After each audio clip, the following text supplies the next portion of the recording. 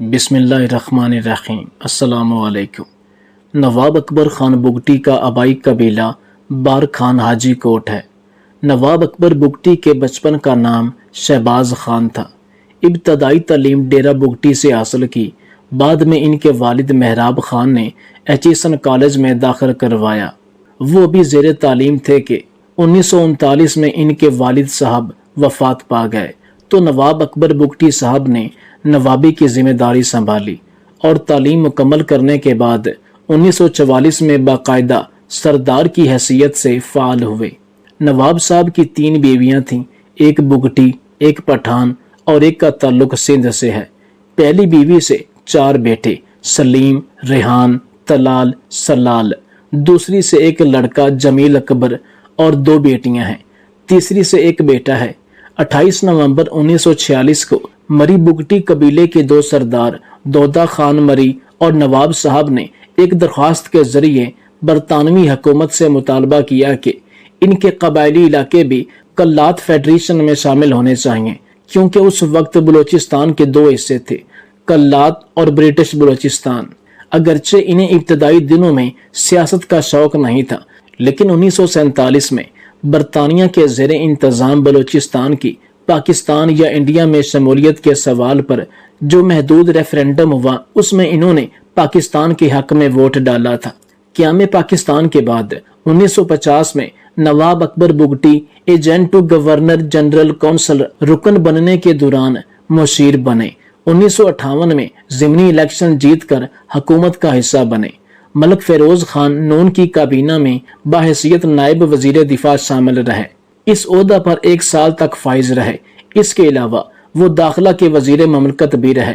مختصر وزارت کے دور میں ان کا واحد اور بڑا کارنامہ گوادر کی مسقط سے خریداری تھا۔ جب 1955 میں پاکستان کے مغربی حصے کے تمام صوبوں اور ریاستوں کے ساتھ دونوں حصوں کو یکجا کر کے 1 یونٹ کے تحت مغربی پاکستان کے صوبے میں یکجا کر دیا گیا، 1956 میں قائم شدہ نیپ نیشنل عوامی پارٹی کو بلوچستان میں اس وقت مزید پذیرائی ملی جب جنرل ایوب کے دور حکومت کے آخر میں حکومتی جبر و تشدد کے باعث 3 سردار نواب خیر بخش مری، نواب اکبر خان بگٹی اور سردار عطا اللہ مینگل نیپ میں ہم سفر ہو گئے۔ اس وقت کا نعرہ یہ تھا، اتحاد کا ایک نشان، عطا اللہ، خیر بخش، اکبر خان۔ نواب اکبر بگٹی کی دن بدن بڑھتی ہوئی شہرت جنرل ایوب اپنے لیے خطرہ سمجھتے تھے۔ اسی خطرے کے تناظر میں جب نواب اکبر خان بگٹی نے عطا اللہ اور خیر بخش کے کہنے پر 14 اگست 1956 کو ایک بہت بڑی ریلی نکالنے کا اعلان کیا، جس میں پورا بلوچستان شامل ہونا تھا۔ یہ خبر جب ایوان بالا تک پہنچی تو اسی رات بگٹی صاحب پہلے منشیات فروشی کے جرم میں گرفتار ہوئے۔ جب یہ الزام ثابت نہ ہوا تو ان پر ہیبت بگٹی کے قتل کا الزام لگایا۔ اقرار جرم کروانے کے لیے ان پر بدترین تشدد ہوا۔ میجر علی شیر باز جو اس وقت ٹارچر کے ماہر تھے، جن کا یہ دعویٰ تھا کہ میں دنوں میں نہیں بلکہ چند گھنٹوں میں پتھر سے بنی دیواروں کو بھی بلوا سکتا ہوں، ایسے درخت جن کی جڑیں میلوں دور تک پھیلی ہوئی کیوں نہ ہوں، میں ان کو بھی اکھاڑ سکتا ہوں۔ انہوں نے بگٹی صاحب پر ہر طریقہ استعمال کیا مگر ناکام رہے۔ نوابوں کو آرام طلب سمجھا جاتا تھا، بگٹی صاحب نے یہ بات غلط ثابت کی۔ صدارتی الیکشن میں انہوں نے فاطمہ جناح کی حمایت کی، ان کو اس وقت بھی گرفتار کیا گیا۔ ڈیرہ بگٹی سے ایوب کو 100% ووٹ ملے، نواب صاحب بھی گرفتار ہوئے، ان پر بغاوت اور قتل کا الزام لگایا گیا۔ نواب صاحب central jail Karachi 1 class ward number 19 میں رہے۔ مارشل لا کے بعد ایک قتل کے الزام میں گرفتار ہوئے اور 14 سال قید کی سزا دی گئی، لیکن وسط جولائی 1961 میں رہا ہوئے۔ ان کے بیٹے جمیل بگٹی کے مطابق میں جب 10 سال کا تھا تو پہلی دفعہ میرے والد 1959 میں جیل چلے گئے۔ پھر ایوب خان کے 10 سالہ دور میں میرے والد 8.5 سال مختلف جیلوں میں رہے۔ یوں ہم نے ایک طرح سے سارا پنجاب ہی گھوم لیا، کبھی ساہیوال اور کبھی لائل پور لے جاتے۔ اس زمانے میں فیصل آباد کا نام لائل پور تھا۔ ایوب خان کے زمانے میں گرمیوں میں قیدیوں کو ملتان اور سبی میں رکھا جاتا، جبکہ سردیوں میں انہیں کوئٹہ جیل بھیج دیتے تاکہ انہیں زیادہ سے زیادہ تکلیف ہو۔ نواب صاحب پر ایوبی دور حکومت میں ایبڈو کی پابندی لگائی گئی تھی۔ وہ 10 سال تک سیاست میں حصہ نہیں لے سکتے تھے، اسی وجہ سے وہ 1970 کا الیکشن نہ لڑ سکے۔ ان کی ہنگامہ خیز سیاسی زندگی کا آغاز 1 یونٹ ٹوٹنے اور 1970 کے عام انتخابات سے ہوا۔ پاکستانی اسٹیبلشمنٹ یا مغربی پاکستان کی حکمران اشرافیہ نے جب 1970 کے عام انتخابات کے نتائج قبول کرنے اور اقتدار بنگالیوں کے حوالے کرنے سے انکار کر دیا تو نواب بگٹی ایک الٹرا بلوچ قوم پرست کے طور پر سامنے آئے۔ ایوبی حکومت کے خاتمے کے بعد ہی نواب مری اور سردار مینگل نے باقاعدہ نیب میں شمولیت اختیار کی۔ نواب اکبر خان بگٹی اگرچہ ایبڈو کے سبب پارٹی میں شامل نہ ہو سکے، لیکن وہ نیب کی مکمل حمایت کرتے رہے۔ 1963 میں بلوچستان آپریشن شروع ہوا، جس میں ایرانی فضائیہ کی مدد طلب کی گئی۔ ایرانی جہاز F-14 اور AH-1 ہیلی کاپٹر کی بلوچستان پر بمباری کی وجہ پاکستانی فضائیہ کا 1971 کی جنگ میں نقصان تھا۔ بگٹی صاحب نے حکومت کا ساتھ دیا اور گورنر مقرر ہوئے۔ ذوالفقار علی بھٹو کی حکومت میں نواب صاحب کو گورنر بلوچستان کی حیثیت 10 ماہ تک ملی، پھر اختلافات پر استعفیٰ دے کر گھر جا بیٹھے۔ اکبر بگٹی صاحب نے گورنر کا منصب اس شرط پر قبول کیا تھا کہ حالات بہتر ہوتے ہی آپریشن ختم کر دیا جائے گا، مگر وعدے کے باوجود یہ کارروائی جاری رہی۔ بگٹی صاحب اس وعدہ خلافی سے مایوس ہوئے۔ جنوری 1974 میں انہوں نے استعفیٰ دے دیا۔ بگٹی صاحب اس کے بعد کبھی پیپلز پارٹی کے ساتھ اتحاد میں شامل نہیں ہوئے۔ 1980 میں نواب صاحب نے سیاسی حکمت عملی کا انوکھا اور منفرد طریقہ اختیار کیا۔ انہوں نے مارشل لا حکومت پر سیاسی دباؤ ڈالنے کی کوشش کی اور ضیاء کے دور میں اردو بولنے سے انکار کر دیا۔ انہوں نے ہر جگہ اپنی مادری زبان میں تقریریں کی، پھر 1988 کے انتخابات میں اردو بولنا شروع کیا۔ 1988 کے انتخابات میں نواب صاحب نے آزادانہ طور پر حصہ لیا۔ انہوں نے بلوچ نیشنل الائنس کی رہنمائی کی اور انتخابات میں کامیابی کے بعد وزیر اعلیٰ بلوچستان مقرر ہوئے۔ 1989 میں اکبر بگٹی نے نواز شریف سے اتحاد کیا، وزیر اعلیٰ بلوچستان بنے۔ 16 اگست 1990 کو جمہوری وطن پارٹی کی داغ بیل ڈالی۔ 1992 میں اپنے وارث سلیم بگٹی کے قتل کے بعد وہ کوئٹہ، اسلام آباد واپس نہیں آئے، بلکہ انہوں نے عملی سیاست سے کنارہ کشی اختیار کر لی تھی۔ اس دوران ان کا وقت اپنی لائبریری میں گزرتا تھا۔ کہتے ہیں کہ نواب اکبر بگٹی صاحب کی لائبریری عجائبات کا خزانہ تھی۔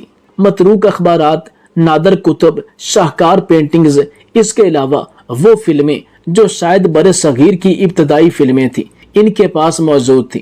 بگٹی صاحب کبھی کسی کتاب پر کچھ نہیں لکھتے تھے، بلکہ الگ صفحات پر اس کی اہم باتیں تحریر کرتے تھے۔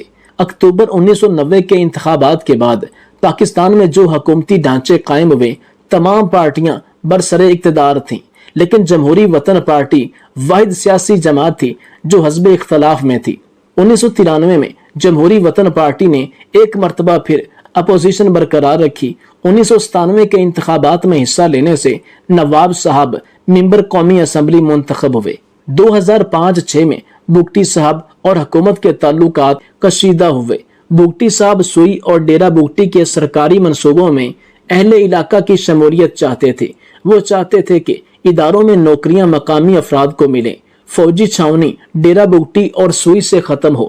1 سال کے دوران انہوں نے کئی بار مرکزی حکومت کے نمائندوں سے مذاکرات کیے، جو ناکام رہے۔ بلوچستان کے لیے ترقیاتی منصوبوں پر بگٹی قبیلے کو ویسے ہی تحفظات تھے جیسے سی پیک پر پختونخوا کو تحفظات تھے، مگر سی پیک کے وقت جمہوری حکومت موجود تھی تو یہ تحفظات APC بلا کر بات چیت کے ذریعے حل کرنے کی کوشش کی گئی، مگر 2006 میں مکہ لہرانے والا کمانڈو موجود تھا اور وہ ہر مسئلہ بذریعہ طاقت حل کرنا چاہتا تھا۔ اس کشمکش کے دوران ڈاکٹر شازیہ کا واقعہ پیش آیا، جس نے جلتی پر تیل کا کام کیا۔ Doctor Shazia Pakistan petroleum limited میں ملازم تھی۔ ادارے کی سیکیورٹی فوج کے حوالے تھی۔ ڈاکٹر شازیہ کے مطابق پاک آرمی کے کیپٹن حماد نے اس کو جنسی زیادتی کا نشانہ بنایا تھا۔ ڈاکٹر شازیہ کے ساتھ پیش آنے والا واقعہ پہلا نہیں تھا، مگر اس نے نواب صاحب کو مزید غصہ دلایا۔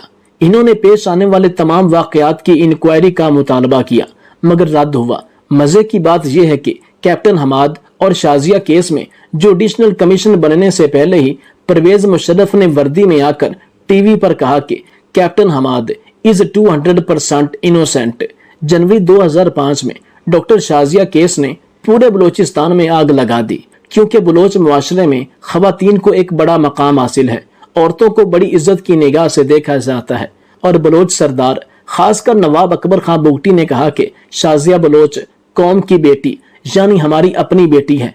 इसके साथ जो हुआ वो किसी सानिया से कम नहीं था, और इसी वजह से पूरे बलूचिस्तान में हर गैरतमंद बलोच सरदार के तन बदन में आग लग गई। मुअर्रिख लिखता है, अगर देखा जाए तो नवाब अकबर खान बुगटी अपने मौक़िफ़ पर बिल्कुल दुरुस्त थे कि शाजिया केस की मुकम्मल इंक्वायरी होनी चाहिए, क्योंकि बलूचिस्तान में कोई भेड़ बकरियां तो नहीं रहती कि जो किसी के दिल में आए वो कर गुजरे, चाहे वो सियासतदान हो या वर्दी वाला हो। लेकिन मुशर्रफ ने इंक्वायरी करवानी तो दूर की बात, उल्टा मुक्का लहरा दिया तो मामला गंभीर सूरत हाल अख्तियार कर गया।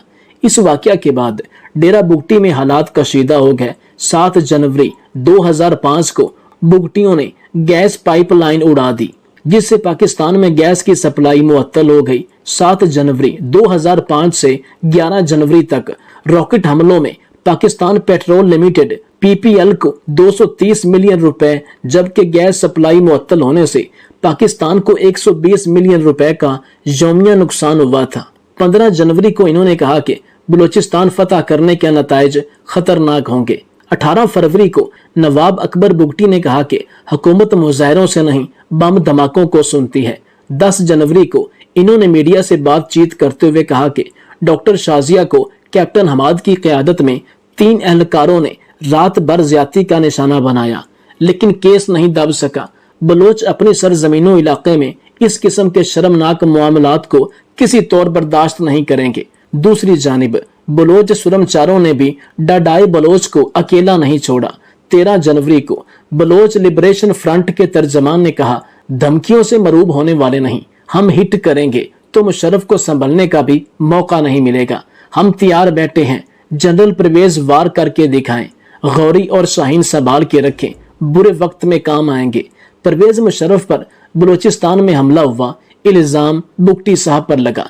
इनके घर पर बमबारी हुई, लेकिन सोचने की बात है कि 2004 में कराची में कोर कमांडर के काफिले पर हमला हुआ था और मुशर्रफ पर 3 हमले पंजाब में हुए थे। मगर क्या इस वजह से पूरे कराची और पंजाब को तहस नहस कर दिया गया? क्या यहाँ इस बात पर कोई फौजी ऑपरेशन शुरू किया गया? बिल्कुल भी नहीं। फिर क्यों मुशर्रफ पर एक हमले के इल्जाम में बलोचों पर दुश्मनों की तरह बमबारी की गई?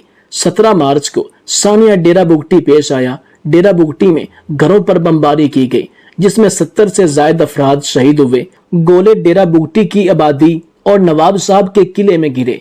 इनके पर्सनल सेक्रेटरी रफीक बुगटी जख्मी और 2 अफराद शहीद हो गए। चौधरी शुजात हुसैन अपनी किताब सच तो ये है, इसमें लिखते हैं कि जिन दिनों नवाब अकबर बुगटी के साथ मुज़ाकरात हो रहे थे, एक बार हम इनके घर गए। मेरे साथ मुशाहिद हुसैन, सैयद मोनस इलाही और खातून सहाफ़ी नसीम जहरा भी थी। हमने इनके घर में एक बड़ा सा गड़ा देखा, जिसके बारे में नवाब साहब का कहना था कि ये फौजी बमबारी की वजह से बना है, जिसमें इनकी पोती भी जख्मी हो गई थी। वो बीबीसी को इंटरव्यू दे रहे थे कि गोले की आवाज आई। नवाब साहब ने कहा, हम पर जंग मुसल्लत कर दी गई है। इसके बाद नवाब साहब ने 80 साल की उम्र में पहाड़ों का रुख किया। बिलाखिर पाकिस्तानी फौज ने शहरी इलाकों पर बमबारी का फैसला किया और नवाब साहब के किले पर गनशिप हेलीकॉप्टरों के जरिए बमबारी की गई। नवाब बुगटी ने शोहदाए डेरा बुगटी को सलाम पेश करते हुए कहा था कि 17 मार्च 2005 दरअसल बलोच कौम की कुर्बानियों की तारीख के अंदर एक नए बाब का इजाफा और कौमी हकूक की जदोजहद के मशल के अंदर एक चिंगारी की मानिंद है, जिसने कौमी बका के गिर्द अंधेरों के अंदर रोशनी की किरण पैदा कर दी, जिससे आहंग को नया वलवला मिलेगा। दूसरी जानब बलोच सियासी, समाजी तमाम मकतबा फिक्र के लोग नवाब साहब के लिए दुआ गो थे और सुरमचारों ने इस कठिन मौका पर नवाब साहब की हिफाजत का जिम्मा लिया और नवाब साहब को डडाई के खिताब से नवाजा। हालात तेजी से बदल रहे थे। कोहलू और डेरा बुगटी के गिर्द जंग शिद्दत से जारी थी। शहीद नवाब अकबर बुगटी बलोच फौज की क़यादत संभाले हुए थे। शहरी इलाकों पर बलोच सुरमचारों की कार्रवाइयों में शिद्दत आई। 13 अक्टूबर 2005 नवाब साहब ने एक बयान में कहा कि जनरल अपने वादे पर कायम रहे। बलोचों को जिंदान और गम तवक्को से बढ़कर मिला। आखिर में मौत जो आज़ादी देती है, ये तमाम मजमूआ है जो बलोच तवक्को कर सकता है। बलोच को तकसीम नहीं होने देंगे। बलोचिस्तान के लिए कितनी ही कुर्बानियां क्यों न देनी पड़े, गुरेज नहीं करेंगे। नवाब साहब ने पीरा साली में मुजाहमत की और बिलाखिर 26 अगस्त 2006 को तरातानी कोहे सुलेमानी में इन पर शदीद हमला किया गया और कहा जाता है कि उन पर क्लस्टर बमों से हमला किया गया। इस तरह इन्होंने अपने कई सुरमचारों के साथ जामे शहादत नोश किया और बलोच तारीख में अपना नाम रकम कर गए। नवाब साहब की वफात से अगले रोज मारूफ सियासतदान जावेद हाशमी ने जेल से अपनी बेटी को खत लिखा। एक 80 साला बूढ़े को गिरफ्तार करना इतना मुश्किल काम न था, मगर हुक्मरान तो उसे डॉक्टर शाजिया की असमत दरी करने वाले अफसर पर तनकीद का मजा चखाने का फैसला कर चुके थे।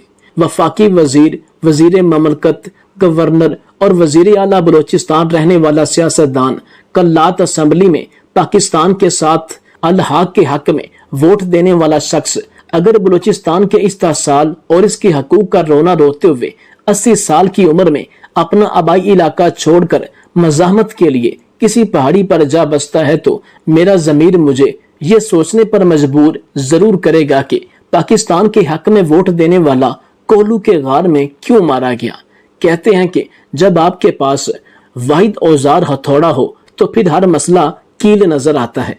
बुगटी कबीले के तहफ़्फ़ुज़ात को तरक्की की मुखालफत बनाकर पेश किया गया और मजीद इल्जाम ये लगाया गया कि बलूचिस्तान में मुशर्रफ के काफिले पर रॉकेट फायर किए गए, जबकि अकबर बुगटी ऐसी किसी भी सरगर्मी से लाताल्लुकी का इजहार करते रहे, क्योंकि अगर अकबर बुगटी ने ऐसा कुछ किया होता तो वो एक नर आदमी था, वो खुलेआम इस बात का इकरार करता। मगर बलूचिस्तान में मसला कील नजर आ रहा था तो 2 रॉकेट फायर होने पर जिसके बारे में कुछ पता भी नहीं था कि किसने फायर किए, जिसमें कोई हलाकत भी नहीं हुई थी, पूरे कोहलू सुई और डेरा बुगटी को आग लगा दी गई। फिर बलूचिस्तान को वहां से हिट करने की कोशिश की गई जहां से इनको पता भी ना लगे। अकबर बुगटी की शहादत के बाद इनके पोते ब्राह्म दाग ने अलहदगी पसंदी का रास्ता अख्तियार किया। अलबत्ता शाह जैन और दीगर बादस्तूर पाकिस्तान के हामी रहे। 90 की दहाई में जो अलहदगी पसंदी दम तोड़ चुकी थी, अकबर बुगटी की शहादत के बाद से वो 14 अगस्त 1947 से लेकर अब तक सबसे ज्यादा शिद्दत से दोबारा उभरी और लाख दावों के बावजूद सूबे के हालात पुरअमन नहीं हो सके।